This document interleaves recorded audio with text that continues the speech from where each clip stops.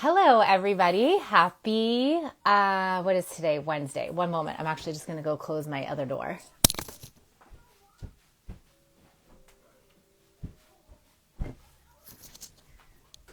I don't think my husband wants to listen to us talk about perimenopause. Okay, let me add Amanda, or Amanda Tracy. Thank you guys all for jumping on. We are going to be talking all about perimenopause today, and hoping you guys will jump on with some questions. Hi, how are you? Good morning or good I afternoon. know. How are you? I'm good. I'm good. Sorry, just gonna get my thing here. Thank you for jumping on. Sorry, it was took me a minute to get the title to stick in there. So figured I'd put that in there so people knew what we were talking about. So yes, good morning. Great. Yay. So, hi, everybody. My name is Whitney Cardosi, and I am going to be chatting with naturopathic Dr. Amanda Tracy, about perimenopause today. So, a little background about how this came about. So, Amanda and I are in the Women's Business League together, a networking group that started out here in the Boston, New England area, which is where Amanda originally or was living prior to now having relocated to sort of the Bay Area, Napa Valley area of San Francisco. So jealous.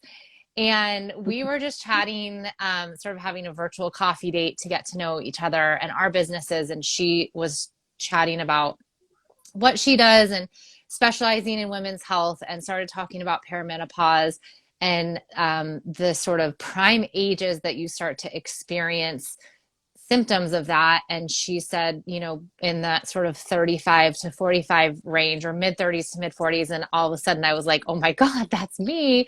And this has not been on my radar at all. I think for some reason, if other women are like me, they just 50 is like this magic number of like, oh, when I approach 50, then I'll be in menopause. But what you are going to share with us today, and what I didn't realize, is there are many, many years leading up to that of shifts in our hormones and our bodies, that are, going to be happening before we actually hit menopause. And I think it's so important that we learn not only what are those symptoms that we can look for, but also what can we do to prepare for them, and then potentially maybe minimize, the difficult side effects of that. So I said, would you hop on here and share this with me? Because I'm 40, which means most of my friends that are on here with me are in that age range of, mid 30s to mid 40s. And I know that while this is something that we maybe don't want to admit is, happening right now, it is. And the last thing I'll say is, I think for a lot of us that are having kids a little older in life, this age sneaks up on us because we feel younger because we have young kids. And, when my mom had kids this age, mine are 3.5 and 7, she was in her late 20s, early 30s. And, I'm 10 years older because we waited longer, which so many people are now. So it's like this dichotomy of having young kids, but then also starting to think about this menopause stage is like kind of mind blowing. So I will stop chatting. Amanda, I would love for you to just sort of introduce us or yourself, your background. And then I know we're going to talk a little bit about like your 5-step approach to perimenopause. And I'll just insert any questions or, thoughts that I have along the way. Sure, that would be great. By practice, I am a naturopathic doctor, which is a system of holistic medicine that really takes into account treating the whole person and doing it naturally and also focusing on prevention. So I do think that perimenopause really fits into this system of medicine because, as you just said, we'll focus on how to prepare and how to manage the symptoms that could be going on for many years. I had a wellness clinic and a practice in Massachusetts, as you had said, for 15 years. And it was a general practice, but my focus and my love has always been working with women and their hormones, particularly outside of fertility and pregnancy. I think a lot of attention, even in medical school, was given to fertility and pregnancy. And then beyond that, it's like women have a few decades and then they go into menopause, and like that's it. And there's so much more than that. And as you mentioned, our generation, I'll say I'm 45, so we're part of the same generation, that we're we're having children later in life and careers, and we're not really thinking about all of these hormone changes. And we're thinking, oh, 50 is so far away, but really, I mean, 40 is the new 30 and Yeah. 50 is the new 40, but which is great. We have wonderful active lifestyles, and we're not having over the hill parties at 40. I mean, I had a disco party when I turned Yeah. 40, not an over the hill kind of, this is the end of my life kind of party. So, I mean, we're not really thinking about it, but our biology hasn't Right. changed. So it definitely So flows one true. into the other. So I saw in my practice that I was working with a lot of women in their late 30s and 40s for things that you may not really connect with hormones right away, like fatigue or feeling irritable or bloated or having headaches. And I mean, their periods were okay, might not have been totally erratic like menopause, but it was so hormone related. And I found naturopathic medicine is a great way to connect all the dots and work on all of those underlying systems that are helping to balance hormones. So when I started my new practice, when I moved to California, I thought, well, if I'm having this opportunity to start over in some sense, why don't I focus on what I really love to do and start a perimenopause practice? Yeah. So that's where I am today. Yeah. And I think we connected because, with being with Arbonne, for 6 years, it's been such a learning journey for me in how much our hormones and our environment and what we eat actually affects these things. And so, when we started talking about that, like you mentioned, it just was like a light bulb for me too, because it all is intertwined. And I loved what you said about our biology hasn't changed. It's our biology hasn't and probably won't, except for maybe thousands of years from now. It is going to stay the same. So I would love to hear a little bit. I know we're going to talk about your 5-step approach to perimenopause, but really hearing sort of some of the symptoms that are indicators of this, because again, in my business, I work with a lot of women around my age that are looking to get healthier and feeling stuck. And it looks different, right? Everyone feels stuck in different Mm-hmm. ways, but frankly, a lot of it comes down to weight loss and other things like being tired and all of these things. And those were some of the things that you mentioned. And that was why I also wanted to get on here, because I knew this would be so valuable to my clients, because this is something beyond what I can help them with when it comes to just, protein shakes and things like that. Right. I mean, nutrition and having adequate protein and balancing blood sugar is very important in managing your insulin levels and weight balance and cravings. But a lot of the symptoms of perimenopause are systemic because of the imbalance in hormones that's happening. But that also can mean they're a little bit vague and a little harder to pin down. So not necessarily having erratic periods or things like that. It's like feeling an energy slump in the afternoon, having a lighter sleep. Like you may be falling asleep all right, but waking up multiple times during the night and then feeling more tired during the day. A little bit more irritable or on edge, things upsetting you that really are normal life events or even nothing really going on, and being brought to tears or having a lump in your throat and think I'm in a happy place right now. Why is this happening? So a lot of the symptoms can be a little sneaky like that. I do see a lot of women that are concerned about weight gain, partly because our diets are shifting. It's harder to get quality foods. We're busier. We're not cooking as much.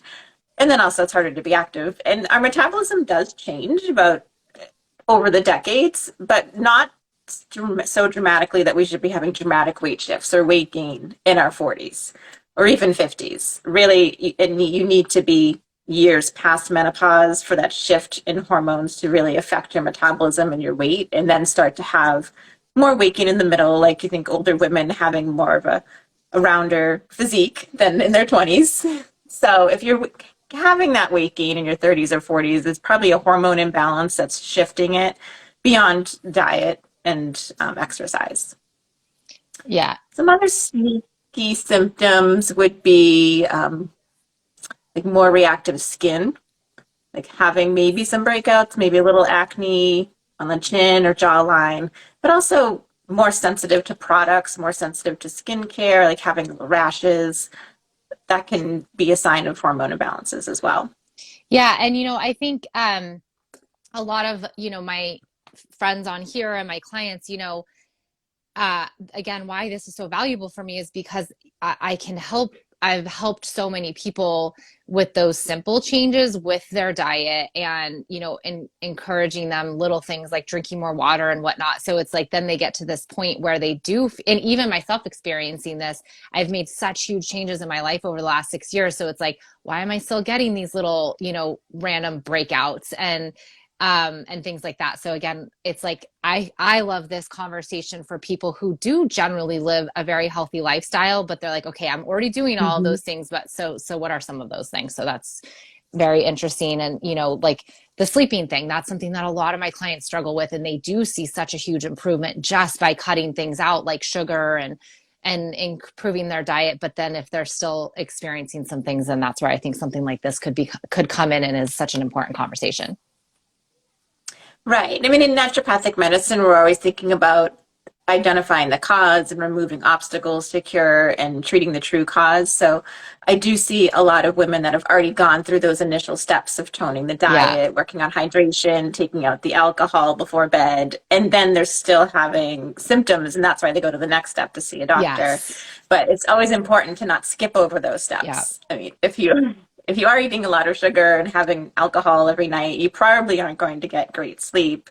And yes, it may be a hormone imbalance, but that could be caused by the alcohol and the sugar, not necessarily an inherent Yeah. physiological issue. So interesting.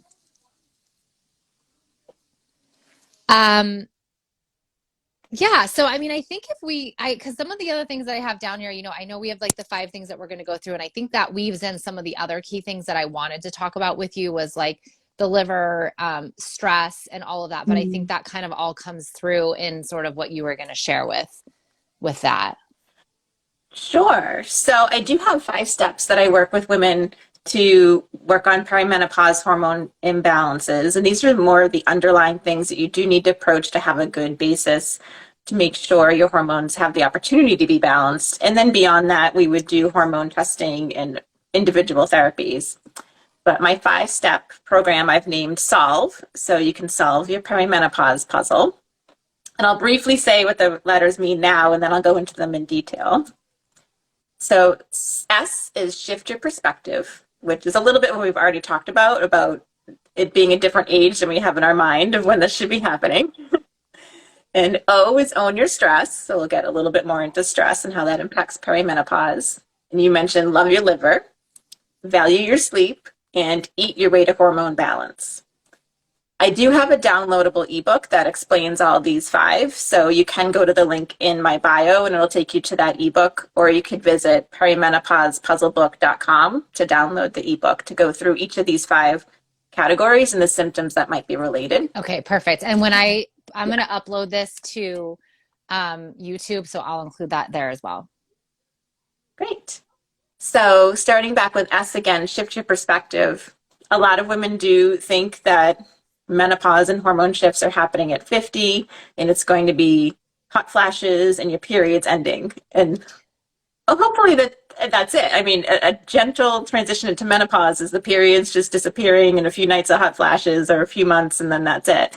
But really the transition is happening over 5 or even 12 years. So it's starting in your late 30s and early 40s. And the transition that's happening at that point isn't necessarily a lack of hormones, like a lack of estrogen that we think of with menopause. It's actually imbalances in hormones because your ovaries and your pituitary and your brain that are communicating with them, they're starting to wind down and get closer to menopause. But also in that process, your brain also starts to over-trigger the ovaries and restart the system again. So you'll have periods of high estrogen and low estrogen.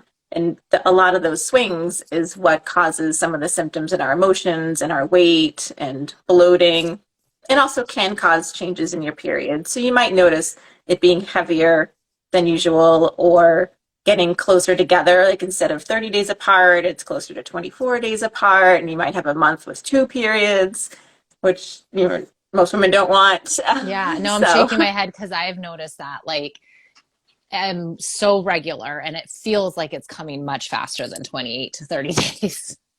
right. So that's another thing to and shift your perspective. I encourage women to start keeping track of their periods. Like use an app to keep track of the dates and symptoms that you might be having because part of this shift also in perimenopause can cause PMS symptoms to be worse. So if you could have the same PMS symptoms that you normally have for a couple of days, but they could be more severe, or they could last 4 or 5 days or a week instead of the 3 days. And if you're not keeping track of it, we're all so busy, you might not remember, oh, 3 months ago I had bloating for a whole week before instead of just a couple of days. So I encourage women to keep track using an app.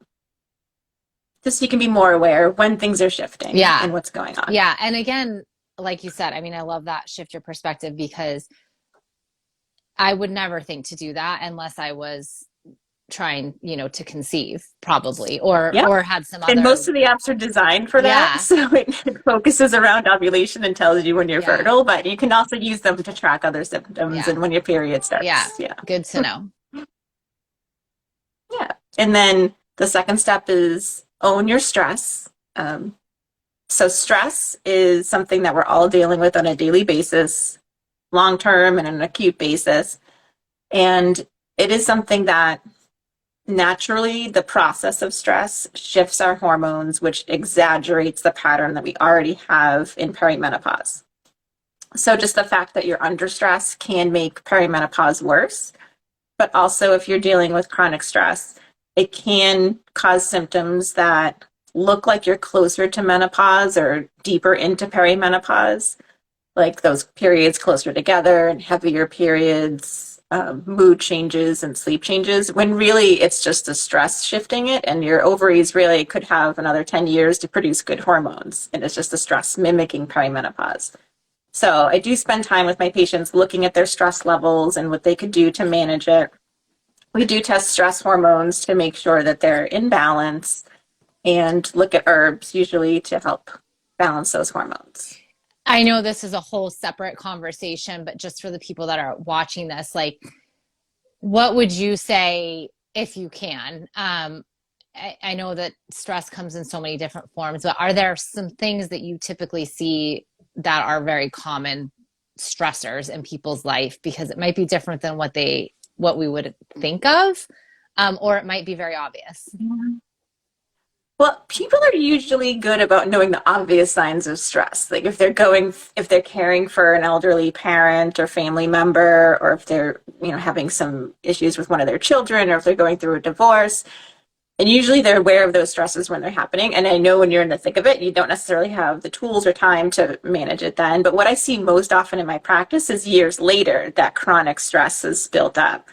And those are things that people are more like dealing with in their everyday life, like a stressful work environment or a chronically ill family member, or a tension filled relationship with a family member that they're kind of like long term they have to deal with.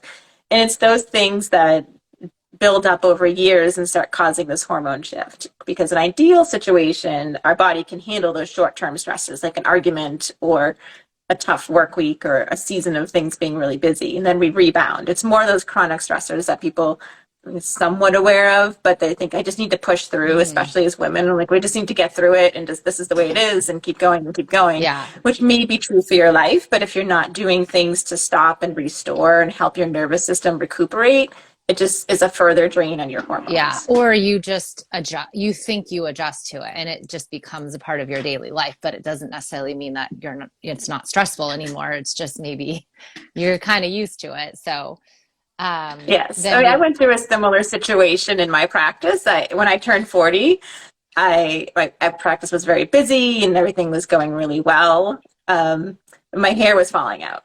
Wow. And I just thought, oh, I'm 40. This is when I lose my hair, and I just look like my grandmother. This is just what's going to happen. Yeah. But after doing some testing and realizing that it was stress and making some adjustments and changes, I felt better. The hair loss slowed down. My hormones got better, and I had more energy. But it really wasn't until the pandemic a few years later and we really stopped for a few months that I realized that I was just muddling through the past couple of years, even though my hair wasn't falling out in chunks. I was just kind of getting through, and it really took that pause of a month to really notice the difference in my energy levels Yeah. and sleep quality. Well, and I think, again, not to get too down this road, but it's so confusing right now. And I feel like for women, and particularly working women and or moms, like we've carried so much weight for the last 2 years, and we are experiencing, with the pandemic, like we are experiencing all of these crazy side effects. And it's like, ironically, a side effect of COVID is hair loss, but then it's like, is that real? There's all of these things that are happening, and it's more important now for women, I think, to like, and this is really my mission with my businesses. You have to take care of yourself first, because you can't pour from an empty cup. And when it comes to health and understanding our hormones and looking at natural ways that we can be healthy without having to necessarily turn to medication for everything, which there's a place for that for sure. But it's just like, it's going to take some time, I think, for people to recover from the last couple of years, particularly women and so many of us in this age. And so anything that we can do. So talking about that is so important.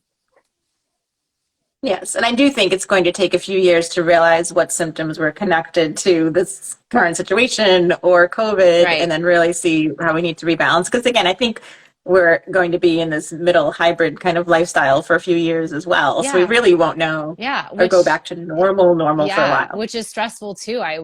We were just talking Mhm. about sick kids today and keeping them home or not keeping them home. And I know for so many of us moms, we have PTSD with this idea of like having to be home with our kids when they're sick, even if it's just for one day. It's like it brings back all of these memories, not of them being sick, but being just, having to keep them out of school and all of those things. So yeah, it is going to be an interesting road. Yes. Yeah, which is why I do want to remind people to do something on a daily basis to help their nervous system restore and rebalance from the stress. And most clinical studies that have looked at meditation or walking in nature and other relaxing activities have found that 10 minutes is the minimum to really get a reset. So even if you can't take a whole hour walk, a 10-minute walk around the block, just out in nature, or 10 minutes dancing to your 3 favorite songs is enough to like wash away some of the daily stress Interesting. effect on your nervous I system. love that. That's such a great little takeaway for sure. I love that. Okay, so Great. L. I'll love your liver. So a lot of women or people, I should say, in general, just think of the liver for detoxifying chemicals and alcohol, but it also detoxifies everything we ingest, our foods, chemicals, and everything our body produces, such as waste from our immune system and hormones. The liver is very crucial for hormone balance in perimenopause. As I mentioned before, you're going through swings of estrogen being really high and being really low. And you actually have multiple forms of estrogen, depending on where they're created in your body, from your fat cells, your adrenal glands, or your ovaries.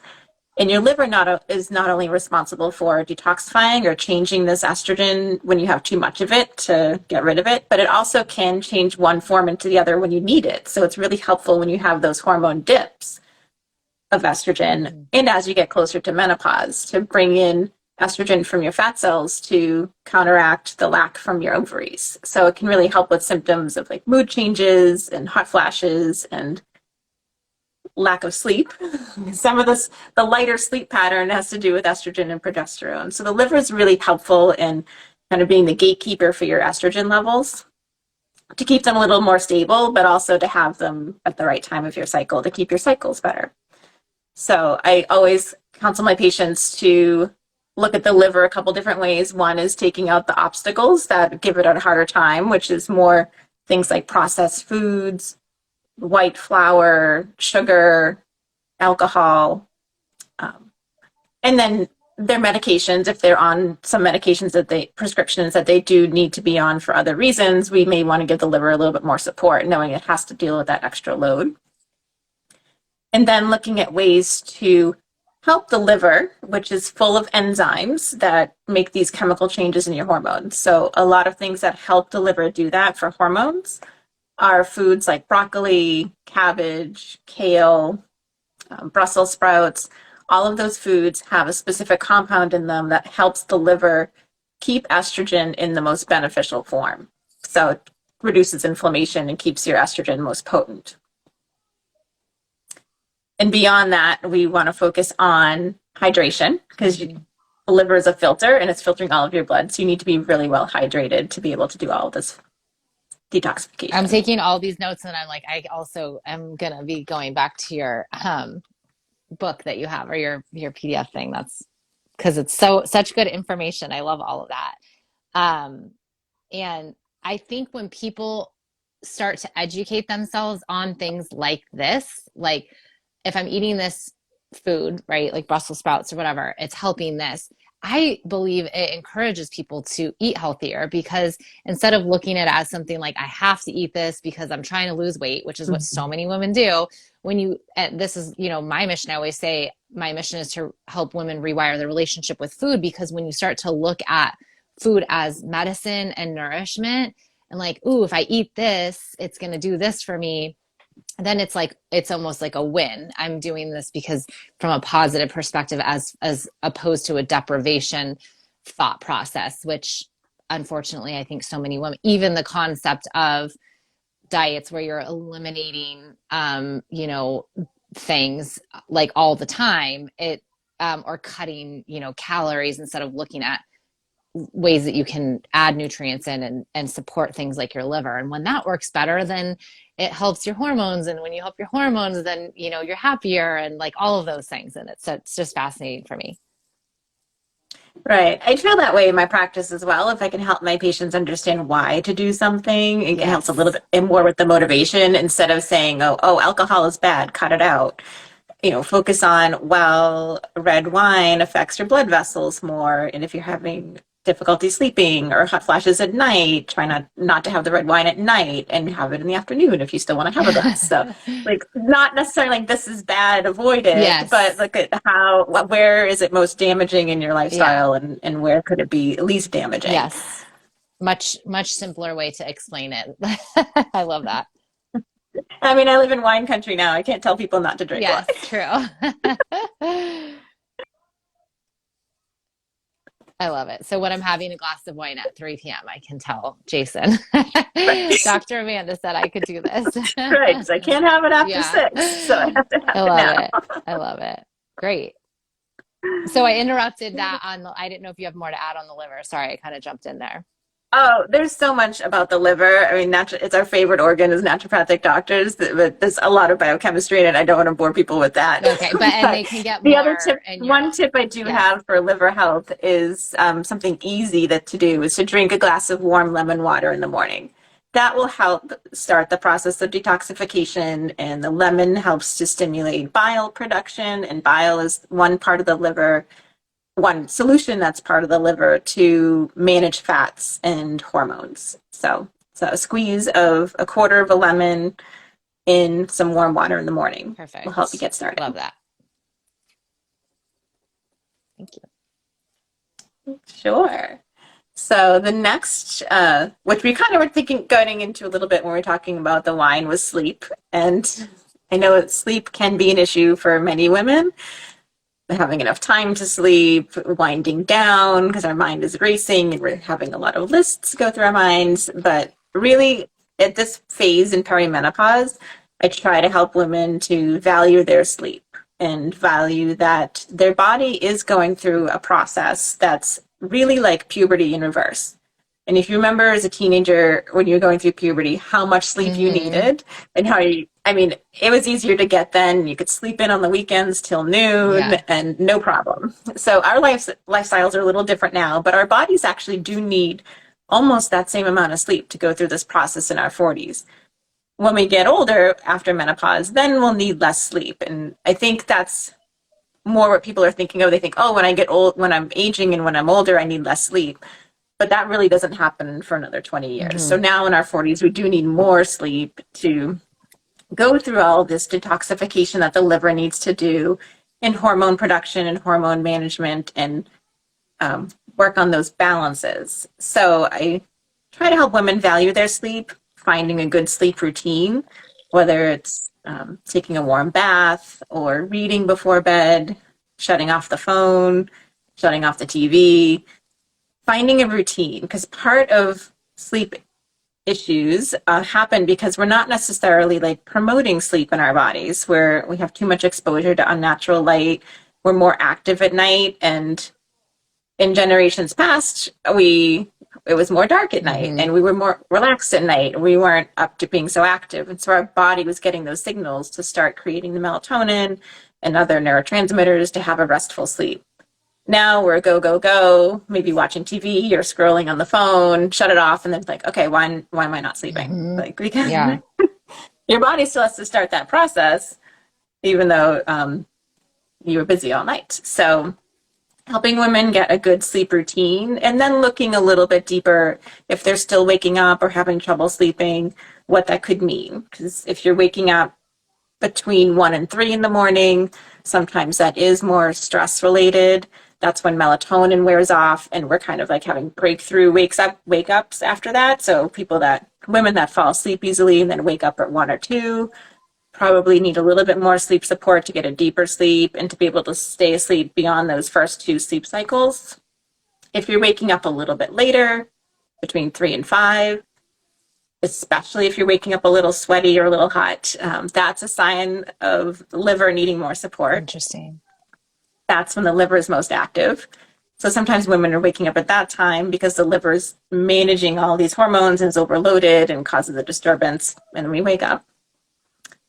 Or if you're waking up really on the early side before you need to, like if you're waking up at 4:30 or 5 and you normally don't have to get up till 6:30 or 7, sometimes that can be stress related as well. The shift in your stress hormones is causing your cortisol to rise too early in the morning. That's waking your body up at 4:30 instead of 6. Hmm.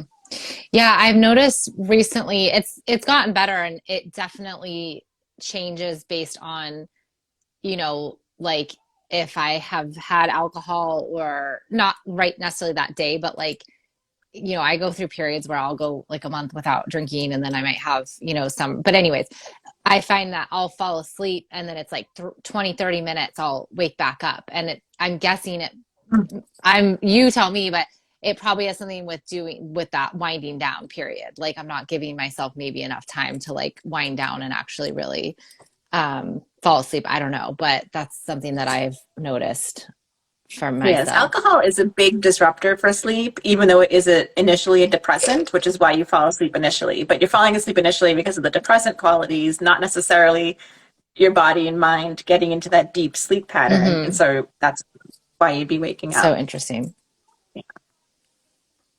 I love that.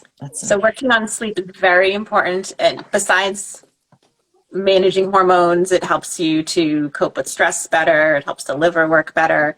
So it kind of goes with all of the things we're talking Yeah. about. I think too, this is something that I won't say struggle, but I've been trying to work on, nat I've always like I've referred to myself as a night owl, and I don't know if people naturally are or not, or if it's just sort of a habit that they get into, but I always sort of associated myself that way. And so even though I would maybe stay up later, like I was very fortunate working from home, my kids are decent sleepers, like I could sleep in more.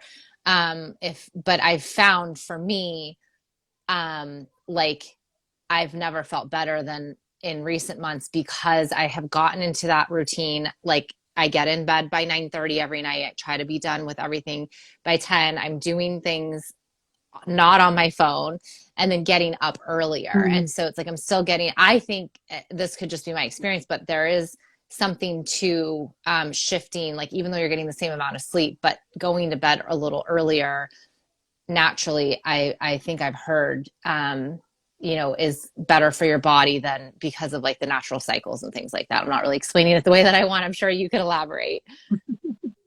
So that is true. I mean, some people are night owls and some people are morning larks, but there's that pattern that's more of our constitution. And then we also have pattern shifts throughout our lives and decades. As you probably soon have been able to witness with your children, people that have teenagers and people that have elderly parents, Yeah. you know, but the hours that they're sleeping are much different. But to follow our normal daily rhythm as a middle-aged adult between 30 and 60, you do want to take advantage of that melatonin rise that's happening between 10 to midnight and be ready for sleep by 10 to be able to take advantage of that, and then be able to take advantage of cortisol rising in the morning, which wakes us up, which normally reaches its peak between 6 and 7 a.m.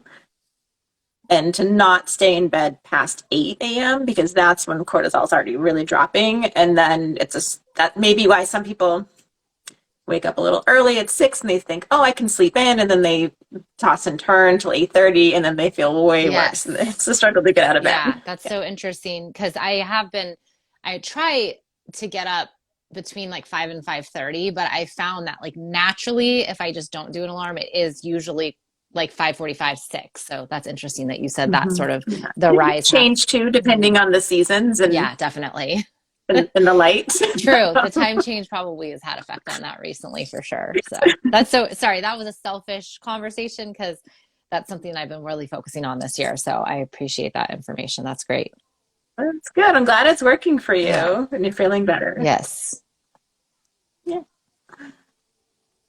So we're ready for the last Yes. step. I Ready. can go on to Yes. that. Which again is a little bit of one that we could talk for days because it's eating your way to hormone Yes. balance. So there are a lot of ways that you can eat for hormone balance, but I will focus a little bit on what we touched on before, what foods you're eating for a purpose, not necessarily just for general metabolism. So the main hormones that we're trying to balance in perimenopause are estrogen, progesterone, and testosterone. Estrogen is the one that's going through those swings of being really high for sometimes and really low for sometimes. So the foods that you want to eat to help with that are foods that really temper it and either helping the liver detoxify it and increase it or decrease it if it needs to be, or foods that contain what are called phytoestrogens, which can work with your cells to temper the effects of estrogen. So the foods that you want to incorporate, hopefully on a daily basis to help with estrogen are those broccoli, kale, cabbage family that we talked about before for the liver. And then seeds, which would be hemp seeds, chia seeds, or ground flax seeds, because those contain healthy fats that reduce inflammation, but also phytoestrogen compounds that help temper the effect of estrogen on your cells. For progesterone, ideally, well, not ideally, it is lowering, I should say, for all women over the course of their 40s.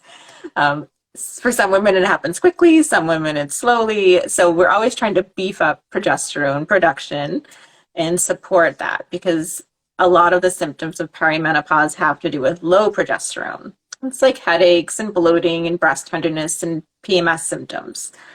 So normally in our cycles, progesterone sort of plummets a day or two before our period starts, and that's the signal for it to start. And that's what causes PMS symptoms, is that drop in progesterone. But in perimenopause, you may be having weeks at a time where it's too low, and it can bring on those symptoms. Mm-hmm. So beta carotene, which is the bright orange compound that's in carrots and mangoes, peaches, sweet potatoes, butternut squash, pumpkin, and then also your leafy greens.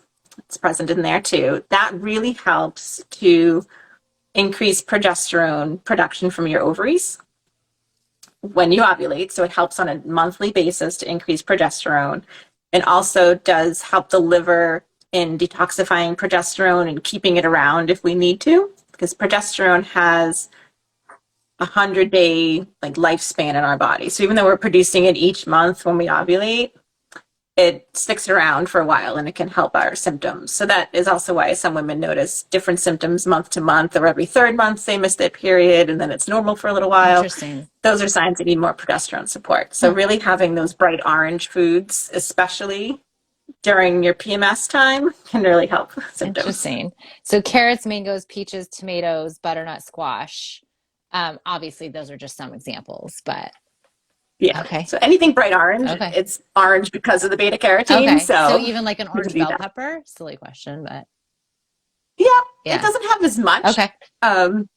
as like pumpkin, but It's Gotcha. good. Okay, love it. Thank you. Yeah. And testosterone is the third hormone that we're looking to manage. That is a hormone that we sometimes might think of as like a male hormone, but women do have small amounts of testosterone. It helps with our muscle building and our stamina and our energy. And in a lot of our cells, it kind of opposes estrogen. It does an opposite effect. And then if we're having these dramatic swings and lows of estrogen, the testosterone sometimes is completely unopposed and gets to run wild. And sometimes it's beat out by the estrogen. But basically, you're trying to temper your testosterone as well. And the main component that we need for that is fiber, because your liver manages testosterone levels. And then if you do have too much testosterone, it will put it in the gut, and you need fiber to trap it and keep it there. So foods that are really high in fiber will help to manage your testosterone levels. That would be pears, blackberries, dried apricots. For vegetables, some of the higher fiber ones are artichokes and broccoli, and again, the butternut squash and pumpkin. And then, of course, things like whole grains, like quinoa and oatmeal, have that insoluble fiber too. Got it. I'm in my head, I'm like, oh, I'm gonna make a perimenopause shake. I'm like, what can all these things I can put in my shake to help with this? Right, and it really does help. Like I'm eating this because it's going to help my hormones Yeah, instead of like. And it is a reason, and it does work, and it does help. I mean, yeah, we do help with women on the next level of looking to see if they need a little bit more support. But we're always incorporating these 5 steps and these foods into in a daily basis yeah. to help them along. So interesting. I love it. Great. I wrote all of that down. Um, this was so awesome. Like I said, selfishly, I feel like I'm armed with so much information. And again, it for me, I love so many. I've realized over the course of the last few years, like I have more and more clients that are really just in that same stage of life as me, and I'm talking about things like perimenopause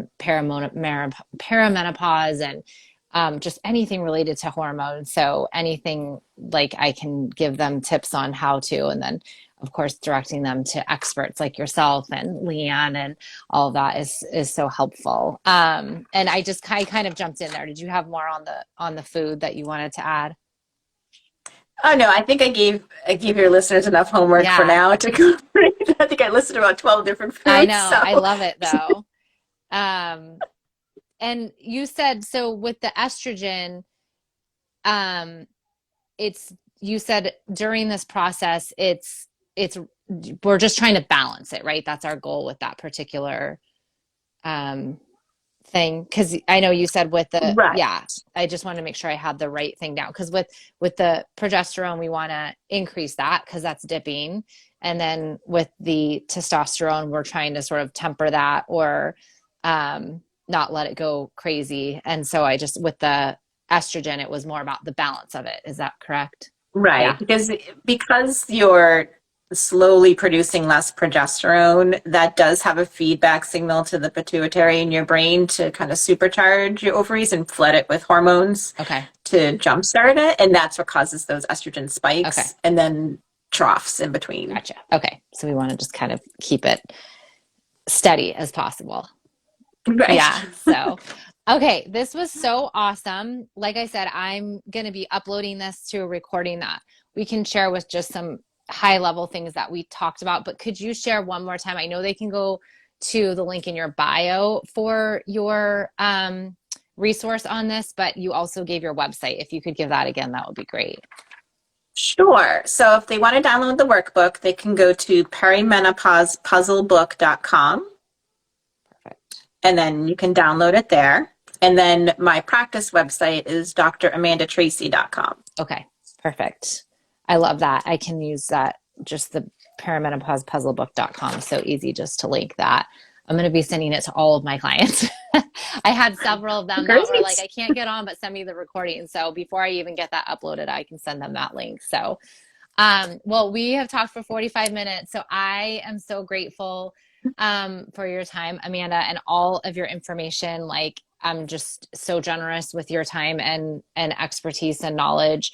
And like you said, if people want to get more information about Amanda or work with her directly, I know you were based out here in the greater Boston area, but now out in California, but working virtually with people Mm-hmm. all over. So it doesn't matter where you're located. You can check out that your website, and I'm sure you have links to all of that in your Instagram profile as well. So thank you so Yes. much, and All right. I will talk to you later. You're welcome. Thanks for having me. I really enjoyed it, and I Yeah. love talking about this topic, Yeah. and I really hope it helps some of your Awesome. clients. I know it will. Thank you so much. You're Okay, welcome. bye.